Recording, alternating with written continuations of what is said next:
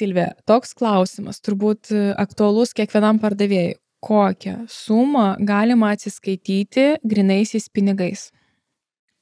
Taip, dažnas klausimas, tai kiek žinau, kad dabar nelabai notarai yra, kaip sakant, linkę, kad būtų gryni pinigai sandorėje.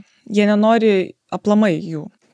Bet kiek žinau, jeigu neklystu, gal pataisysi mane, kad galima atsiskaityti grynais pinigais kažkiek, jeigu ten iki 5000, jeigu 5000 yra pardavimo kaina. Jo, Teisingai? turi būti ar tai 5000, ar 4999, nu kažkas žodžiu, kad tai būtų iki 5, Taip. bet tada vertė turi būti tokia. Taip.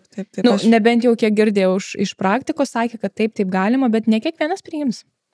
Ne kiekvienas priims, bet ir notarai. Aš kiek dabar Taip. buvo tokių užklausų, kad Silvija, gal galim 5000 grynais, ne? Tarkim, avansas yra 10 000, sako, mes 5 grynais, susitikę, pasirašant sutartį duosim, o 5 pervesim. Taip. Ir aš notarui tokį klausimą uždaviau, tai man notaras sako, ne, Silvija, tegu tie 10 būna pavedimu. Kad jiems yra, jiems taip yra lengviau, nes po to prie jų gali kabintis, prie notarų, žinai. Tai dėl to notarai dabar, yra prieš grynus. Jo, nes bendrai, net jeigu, žinai, vis tiek atsiranda vis laik tokių asmenų, kur, tarkim, norime, pavyzdžiui, kažkokią dalį, nežinau, gauti grynaisiais. Tai mes vis laik sakom ne tokiem žmonėm, nes tai yra nelegalu pirmoje vietoje ir yra labai didelės baudos, kas be ko, nes baudą gauna kas? Pirkėjas, pardavėjas ir brokeris. Tai tikrai nerekomenduojam to daryti, nes, vis tiek turi būti tas kažkoks tai švarumas. Aš manau, kad mes turim tą švarumą palaikyti.